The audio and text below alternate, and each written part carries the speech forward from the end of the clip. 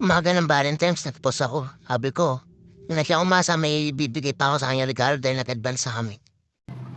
Pero afterward, munta ako sa bilihan ng mga regalo para may maibigay ako sa kanya. Pero di niya alam to. So surprise ko lang siya.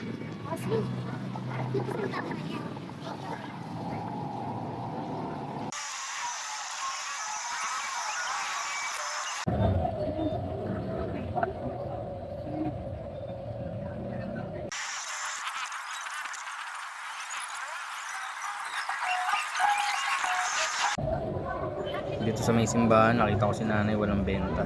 Kaya sa kanya na lang ako bumili.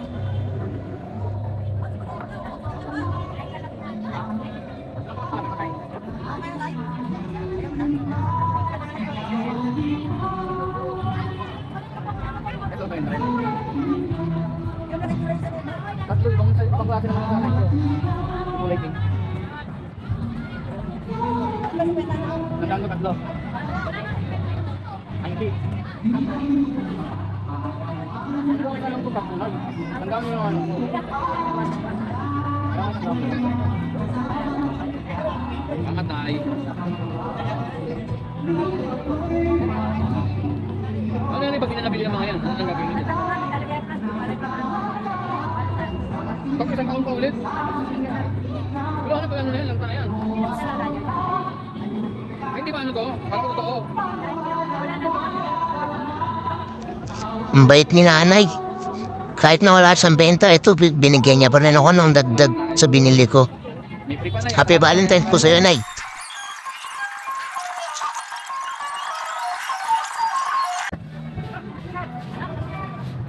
At dito nga, tinatago ko nasa bag yung binili ko para hindi niya makita pagdating ko. So may binabalak ako, bibili muna ako sa pagita, tapos may dala akong buko yung una kong ibibigay sa kanya.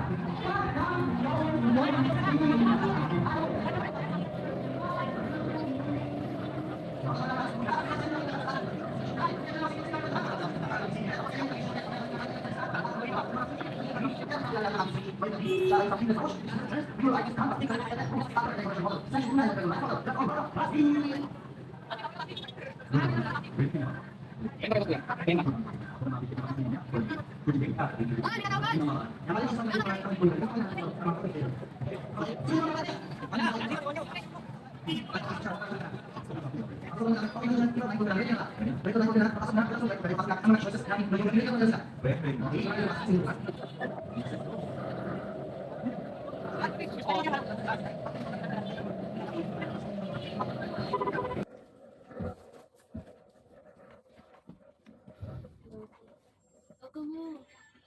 Seven 30 lang ako nag-out eh.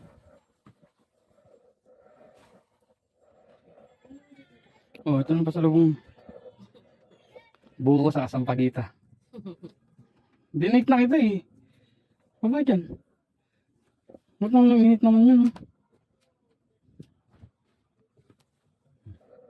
Valentine's. Kala niya talaga yun lang yung pasalubong ko sa kanya. Kasi nga gaya ng sabi ko sa post ko, wala na akong iuwi sa kanyang chocolate o kahit anong pasalubong. Nag-guess ka na. Sabi na, nauna na naman ako sa'yo. Daddy, Ayan.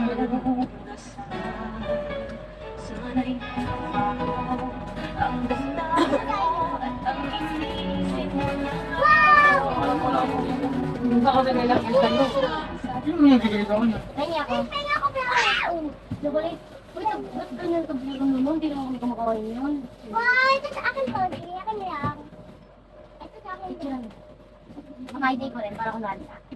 Kumuha ko. Di, wag mo na mahiday, ako na lang magmamahiday. Kumuha ako. Akin na lang. Ito po. Damot ko. Sino? Akin na lang. Damot. No.